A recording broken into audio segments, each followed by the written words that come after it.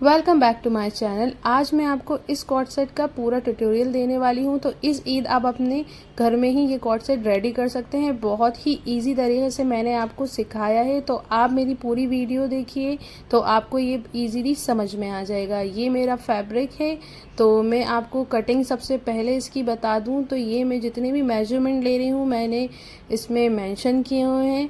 तो ये मैं इसका सबसे पहले शर्ट काट रही हूँ, तो इसकी शर्ट की मेजरमेंट लेंथ मैंने 43 ली है। आप मेरी वीडियो को पूरा देखें और मुझे सब्सक्राइब करना ना भूलें, क्योंकि आगे मैं और भी अच्छी वीडियोस लेके आने वाली हूँ। लेंथ लेने के बाद मैं इसका शोल्डर आर्म होल लूँगी, और ये जो मैंने मेजरमेंट दिया है जो मैं इसमें शो कर रही हूँ पिक्चर में, ये बिल्कुल उसके ही अकॉर्डिंग है। ये बहुत लूज़ है, तो इसका मेजरमेंट लार्ज साइज़ तक जो होता है रेडीमेड कपड़ों में उस हिसाब से है। तो इसलिए मैंने नॉर्मल कुर्ती की तरह मेजरमेंट नहीं दिया है, फ्री साइज़ ही मैंने इसका मेजरमेंट लिया है। तो सबसे इम्पॉर्टेंट इसके लुक के लिए इसका मेजरमेंट ही रहेगा, क्योंकि स्टिचिंग तो हम बाद में करेंगे। क्योंकि अगर ये थोड़ा सा भी टाइट हो जाता है, इसका दामन थोड़ा सा कम हो जाता है, तो ये फिर वैसा लुक नहीं आता जो फ़ोटो में आ रहा है। तो आप सबसे ज़्यादा इस मेजरमेंट को फॉलो करें, और अगर आपका मेजरमेंट थोड़ा सा ज़्यादा है तो आप उसको और ज़्यादा ले लें, क्योंकि ये मेजरमेंट मीडियम और लार्ज साइज़ के लिए है। तो ये मेरा कट हो गया है। अब मैं इसका ये जो फ्रंट काट रही हूँ, तो फ्रंट से मुझे इसका आगे से भी कट करना है। तो कट करने के बाद मैं इसको फ्रंट से भी आधा आधा कर लूँगी, क्योंकि आगे मेरा बटन का पार्ट है तो वो मैं कट कर लूँगी। अभी मैं पीछे का आर्म होल इसलिए काट रही हूँ क्योंकि मुझे पीछे का पार्ट भी इस पे रख के काटना है।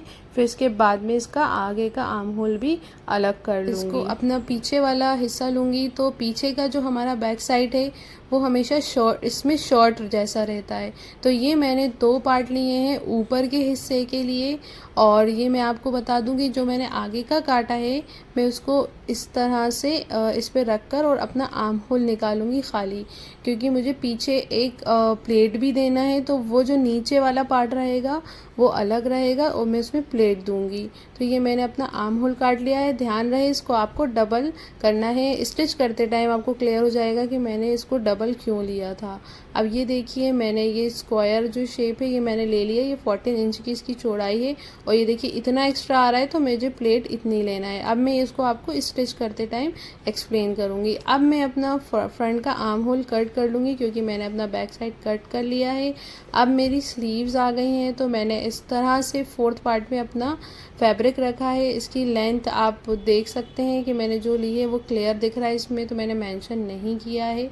और आर्म होल बना के, वो बहुत लूज़ है, ये काफ़ी लंबी है, 26 इंच की मैंने इसको लिया है, और आगे कफ भी लगेगा।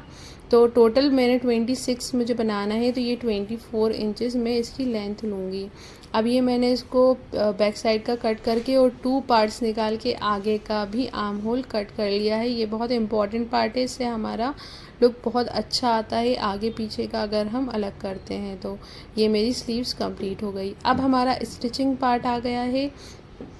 तो जो हमने आगे से जो कट किया था उसमें मैंने पट्टी लगाई है आगे इस तरह से 2.5 इंच की मैंने पट्टी लगाई है। अब मैं इसको फोल्ड करके आगे की तरफ इस तरह मोड़ूंगी, ये देखिए, कि ताकि मेरा लुक इस तरह से शॉर्ट जैसा आए फ्रंट से।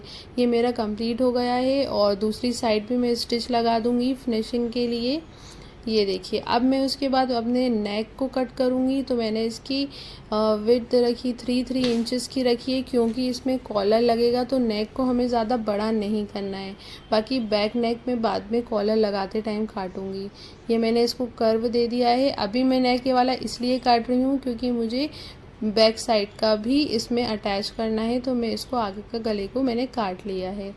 अब हमारा बैक साइड का काम हम करेंगे। तो ये देखिए, मैं इसके फ्रंट साइड से मेजर करूँगी कि मेरी प्लेट कितनी एक्स्ट्रा थी। ये देखिए, तो मैंने इस पे लगा लिया है बैक साइड की प्लेट को। अब मैं इसको इस तरह से बनाऊँगी। सबसे पहले मैं इसमें 2 इंच 3 इंच के करीब इसको स्टिच करूँगी, जो मेरा एक्स्ट्रा पार्ट आ रहा था।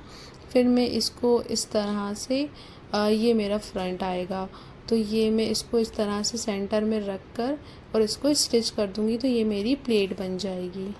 अब मैंने जो बैक के लिए 2 पार्ट्स कट करे थे, ये मेरे दोनों पार्ट्स हैं, पर मैं एक पार्ट पे इस तरह से ये रखूँगी, ये इस तरह से जमाऊँगी उसका सेंटर पार्ट लेके। फिर जो मेरी प्लेट वाला पार्ट है उसको फ्रंट में इस तरह अपनी तरफ करके रखूँगी बिल्कुल सेंटर में। फिर मेरा जो थर्ड वाला जो नीचे जो मैंने एक और काटा था पार्ट, वो उसको मैं रखूँगी। तो ये जो मेरा मैंने जो प्लीट वाला हिस्सा जो लिया है वो बिल्कुल सेंटर में आएगा, और आसपास दोनों इस तरह से मैं इसको रख के स्टिच कर दूँगी। तो इससे क्या होगा कि हमारा जो बैक साइड है, जो अंदर का हिस्सा है, वो भी वहाँ की भी स्टिचिंग हाइड हो जाएगी। तो ये देखिए मैंने स्टिच कर दिया है। अब आप देख सकते हैं, ये देखिए ये इधर से ऐसा लुक आया है। और फिर मैं जो ऊपर से एक सिलाई लगा दूंगी उसकी फिनिशिंग के लिए। फिर आप देखेंगे, देखिए ये मेरा बैक साइड है और ये अंदर का हिस्सा है जो मेरा अंदर ही रहेगा। तो प्लीट इस तरह से हम बनाते हैं। तो ये मेरा फ्रंट साइड है और ये मैं अपने बैक साइड के दोनों शोल्डर्स इसमें अटैच कर दूंगी। ये इस तरह से मैंने दोनों अपने शोल्डर्स अटैच कर दिए हैं। अब हमारा जो साइड का ओपन वाला पार्ट है वो भी मैं अटैच कर दूंगी इस तरह से, जो मैंने मेजरमेंट लिया था। और ये मेरा दोनों साइड्स का कंप्लीट हो चुका है। अब मैं अपनी स्लीव्स की स्टिचिंग करूँगी। तो हमारे कफ्स में जो चुन्नटें हैं मैं उसको बना रही हूँ, और ये सबसे इजी तरीका लगता है मुझको चुन्नट बनाने का। और ये जो साइड्स में, क्योंकि अभी हमारे बटन भी लगने हैं इसमें, तो मैं ये साइड्स के कॉर्नर्स मोड़ दूँगी। फिर हम अपना इसमें कफ लगाएंगे। ये देखिए इस तरह से कितनी अच्छी चुन्नटें एक जैसी आ गई हैं। कफ के लिए मैंने ये ले लिया है, इसकी चौड़ान 1.5 इंचेस है और इसकी लेंथ है 5 इंचेस। और इस तरह से मैंने प्रेस से इसको अटैच करके और फिर मैंने इस तरह से इसको अटैच कर लिया है, क्योंकि ये दोनों स्टिचिंग अंदर चली जाएंगी तो हमारा कफ काफ़ी अच्छी सफाई से बन जाएगा। तो ये देखिए मैंने इसको स्टिच करके इस तरह से फोल्ड कर दिया है। और अब मेरा जो ये कफ मैंने अपने उसमें चुन्नट डाली थी, मैं उसको इस तरह से अंदर डालकर उसको स्टिच कर दूंगी। तो हमारा बहुत अच्छी स्लीव्स, बहुत अच्छी ये बनी है और बहुत सफाई आई है इस तरह से बनाने में। और उल्टा भी अगर हम देखेंगे तो बिल्कुल एक जैसा ही लगेगा ये। तो ये हमारा देखिए पूरा रेडी हो गया है, कितना अच्छा लग रहा है। और यहाँ पे बटन लग जाएगा तो ये हमारी स्लीव्स रेडी हो जाएगी। अब मैं स्लीव्स को अपने जो मैंने इसको स्टिच कर दूंगी, क्लोज कर दूंगी इस तरह से। फिर मैं जो मेरा जो कुर्ता रेडी हो चुका है, इसमें स्लीव्स रह गई हैं। अब मैं इसमें देखिए इस तरह से स्लीव्स लगाऊंगी। पहले मैं इसको सीधी करके अंदर डालकर और इसको इस तरह से राउंड पूरे में सिलाई फेर दूंगी। तो मेरी दोनों ही स्लीव्स मैंने स्टिच कर दी हैं इस तरह से। अब मेरा नेक का पार्ट है, तो मैंने बैक नेक नहीं काटा था, तो मैंने इसको 1 इंच यहाँ पे ऐसे लगा के काट लिया है। और अब मैं इसके कॉलर की लगाने से पहले कॉलर की लेंथ लूँगी कि कितनी आ रही है। तो मैं इस तरह से कॉलर की लेंथ लेती हूँ, क्योंकि इसमें हमको ज़्यादा ना खींचना रहता है और ना ही ज़्यादा हमको इसको ढीला करना रहता है। क्योंकि अगर हम इसको खींचेंगे तो थोड़ा ज़्यादा ही बड़ा कॉलर हो जाएगा, और थोड़ा नहीं खींचेंगे बिल्कुल भी तो ऐसे नॉर्मली ही मैंने इसको मेजर किया है कि हम इसको बिना खींचे स्टिच करेंगे तो ये कितना आएगा। तो 20 आ गया है। अब मैं अपने कॉलर को काटने के लिए मैंने पेपर बकरम ले लिया है, और इस बहुत इजी है शर्ट कॉलर को काटना, सबसे ज़्यादा इजी है। देखिए इधर से 3 इंच लिया, इधर से 3 इंच लिया और दोनों तरफ लाइन खींचनी, थोड़ा सा टिल्ट जैसा बन गया। और मैं दोनों लाइंस को कर्व कर दूंगी, जैसे कॉलर थोड़ा सा कर्व होता है, कॉलर का कॉर्नर जैसा होता है, मैं इस तरह से इसको कर्व करके उसको काट लूँगी। बाकी इस कटिंग में कुछ भी एक्स्ट्रा नहीं है, कोई भी मेजरमेंट इतना ज़्यादा नहीं है। तो ये देखिए मेरा कॉलर रेडी हो गया है। अब मैंने इसको अपने फैब्रिक पे स्टिक कर लिया है, और वैसे के वैसे दूसरा एक और फैब्रिक रख लिया है इसको कवर करने के लिए। अब मैं इसको इधर से स्टिच करने से पहले इसकी जो नीचे की तरफ के कॉर्नर्स हैं मैं वो फोल्ड करूँगी, क्योंकि ये मेरा फ्रंट में आएगा। और ये वाली स्टिच को मैं थोड़ा सा चौड़ा रखती हूँ, क्योंकि ये वाली स्टिचिंग हमारी बाद में निकालना रहती है स्टिच होने के बाद कॉलर को, तो ये सिर्फ फोल्ड करने के लिए होती है। अब मैं इस कॉलर को पीछे वाले कपड़े के साथ अटैच कर लूँगी इस तरह से, जो मेरा बकरम है इस पे रख के। और जो एक्स्ट्रा जितना भी मेरा फैब्रिक आ रहा है मैंने इसको निकाल लिया है। अब मैं इसको निकालने के बाद इसको फोल्ड करूँगी। ये देखिए मैंने अभी साइड स्टिच नहीं किए हैं, क्योंकि साइड में जब भी स्टिच करूँगी जब मेरा पूरा कॉलर लग जाएगा और मुझे पता चल जाएगा कि कहाँ तक मेरा कॉलर आ रहा है, फिर उसके बाद मैं स्टिच कर दूँगी। ये सबसे अच्छा तरीका है, क्योंकि सबको कॉलर लगाने में यही प्रॉब्लम आती है कि कॉलर बड़ा हो गया, कॉलर छोटा हो गया। थोड़ा सा आप बढ़ता हुआ ले लें, 1 इंच, आधा हाफ इंच, और अगर बड़ा होता है तो कोई भी मसला नहीं होता। बस छोटा होता है तो हम नहीं कर सकते कुछ, पर अगर आपका कॉलर थोड़ा सा, देखिए मेरा भी बड़ा हो गया, तो ये मैंने इसको इस तरह से ऐसे शेप में काट लिया है, कॉलर के शेप में। इसको इस तरह से स्टिच कर लूँगी, और जितना भी एक्स्ट्रा मेरा बड़ा हुआ है मैं उसको कट कर लूँगी। जैसे अब मेरा यहाँ तक आया है तो मैंने स्टिचिंग भी यहीं तक करी है, और ये बिल्कुल सफाई से इस तरह से आगे से आ जाएगा। तो ये मैं जितनी भी एक्स्ट्रा चीज़ें हैं, एक्स्ट्रा जो निकल रहे हैं ताकि सब काट के इसको फोल्ड करके सीधा कर लूँगी। ये देखिए, और दोनों कॉलर ही मैंने इस तरह से ही अपने करके रेडी कर लिए हैं। ये जो हमारा बकरम वाला पार्ट है वो हमारे फ्रंट में आएगा फोल्ड होके। तो ये मैंने इसमें कैंची से डाल के इसको इसके कॉर्नर को और अच्छा शार्प कर लिया है, और प्रेस होने के बाद इसकी फिनिशिंग बिल्कुल सही आ जाएगी। अब मैं जो ये ऊपर का एक सिलाई फेर लूँगी जो मेरा ओपन है, क्योंकि हमारा सिल तो चुका है। अब ये जो एक इस फाइनल वाली जो हमारी स्टिच होती है कॉलर पे, मैं वो लगा रही हूँ। ये देखिए, ये इसको क्लोज कर दिया है, और फिर हमें इसको हटाना नहीं है। इसको पूरे कॉलर पे राउंड ऐसे गोल घुमा के पूरे कॉलर को, इस कॉर्नर्स को स्टिच करना है ताकि हमारी अच्छी फिनिशिंग आ जाए। तो ये देखिए इस तरह से मैंने इसको फिनिशिंग से स्टिच कर लिया है। आप देख सकते हैं कि कॉलर बनाना कितना आसान होता है, और हमको लगता है कि हम इस कॉलर को घर में नहीं बना सकते हैं। इस वजह से हम जो भी अच्छे ड्रेसेस होते हैं, कॉर्ड सेट वगैरह, हम घर में नहीं सिलवाते, बाहर टेलर से बहुत ज़्यादा पैसे देके इसको सिलवाते हैं, क्योंकि इसकी स्टिचिंग काफ़ी महंगी है, क्योंकि ये पूरा शर्ट पैटर्न पे सिलता है। तो ये देखिए हमारा कॉलर रेडी हो गया है, और देखिए कितना अच्छा लग रहा है हमारा, बिल्कुल बहुत अच्छा लुक आएगा इसके बटन लगने के बाद। तो अब हमारा ट्राउज़र कटिंग है। तो ट्राउज़र का पहले मैं फ्रंट कट कर रही हूँ। इसकी लेंथ और इसके जितने भी मेजरमेंट हैं मैंने इसमें मेंशन कर दिए हैं। तो ये हमारा फ्रंट साइड है, और इसके बाद में इसका बैक साइड कट करूँगी। तो ये मैंने ले लिया है, सारे मेजरमेंट लेके मैं इसको स्केल से मार्क करके कट कर लूँगी। और हमारा ये ट्राउज़र काफ़ी लूज़ है बहुत, इसमें जो आजकल कॉर्ड सेट चले हैं और उसके साथ जो ट्राउज़र आ रहे हैं काफ़ी लूज़ और कैजुअल लुक जो काफ़ी अच्छा लग रहा है, सबको पसंद आ रहा है। मैं उसी के हिसाब से मेजरमेंट कर रही हूँ। ये टाइट पैंट नहीं है, ट्राउज़र्स नहीं है। और अगर आपको इसको ट्राउज़र जैसा करना है तो आप नीचे के जो पाइंचे मैं ले रही हूँ, जो काफ़ी मैंने ब्रॉड इसके पाइंचे लिए हैं, तो वो आप कम कर सकते हैं। तो आप इस मेजरमेंट को फॉलो कर सकते हैं। तो आप ये मैं बैक साइड का ले रही हूँ। बैक साइड का थोड़ा सा मैं बड़ा लूँगी, क्योंकि मेरा जो ट्राउज़र है काफ़ी ढीला है। तो ये 17 इंच की मैंने चौड़ान रखी है, जिसमें दिख नहीं पाया था जब मैंने इसको मेजर किया था। और मैं 3 इंच एक्स्ट्रा लूँगी, क्योंकि बैक साइड में हमारा 3 इंच एक्स्ट्रा रहता है। 2 इंच मैंने अपने उसके लिए लिया है, इलास्टिक के लिए जो फोल्ड होगा। और यहाँ से मैं ले रही हूँ 13 इंच मैंने लिया है यहाँ से, और ये 3.5 इंच लिया है, क्योंकि बैक साइड हमारा ज़्यादा होता है और उठने बैठने में हमारा ट्राउज़र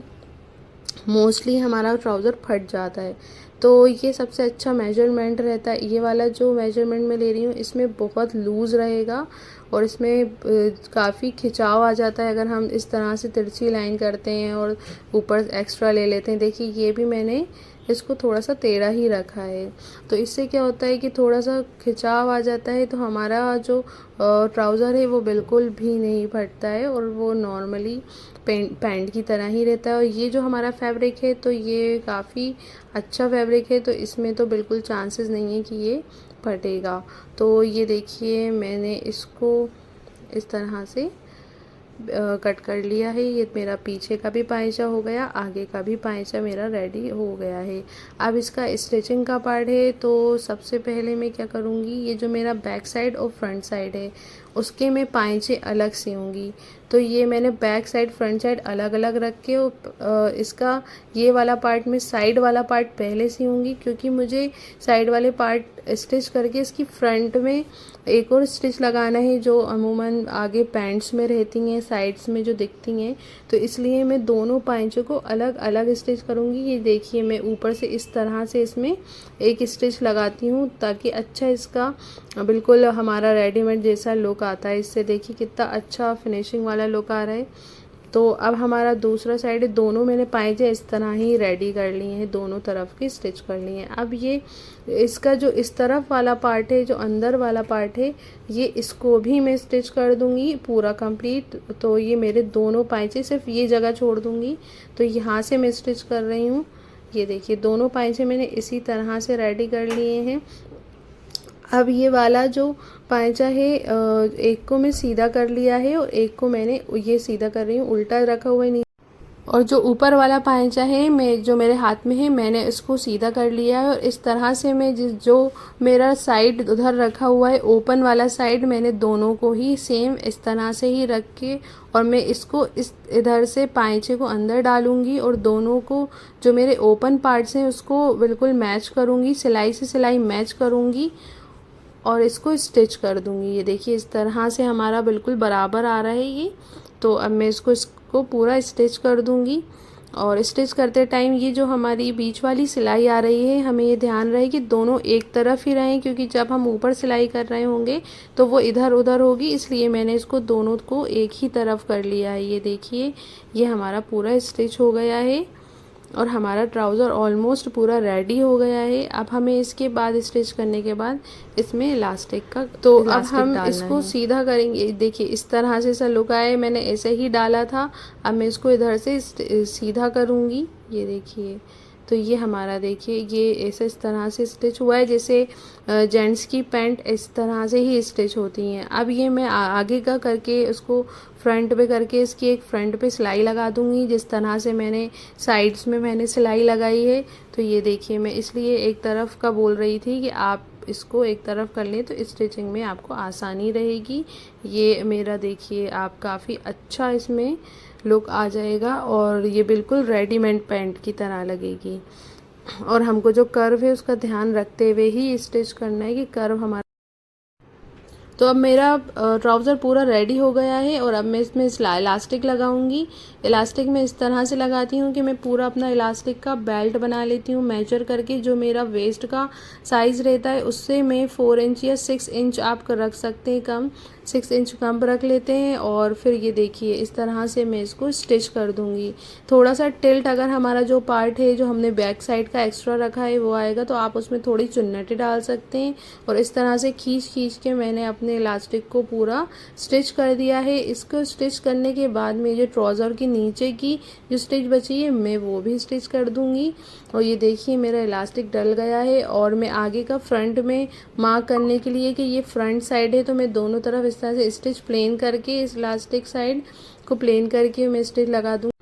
तो ये हमारे कॉट सेट का फाइनल लुक है जो हमारा रेडी हो चुका है पूरा। देखिए काफ़ी अच्छा लग रहा है ये। और ये देखिए आप घर में इस तरह से अपने कॉट सेट को स्टिच कर सकते हैं अगर आपको बेसिक से भी स्टिचिंग आती है तो ये देखिए मैं ये बैक साइड है मेरा, ये जो शर्ट की तरह मैंने स्टिच किया था ये हो गया हमारा कंप्लीट। बाकी ये पैंट है मेरी जो मैंने अभी आपको अच्छे से सिखाई है। तो अगर आपको ये वीडियो अच्छी लगे तो आप मुझे सब्सक्राइब करें। Stay tuned for a next video.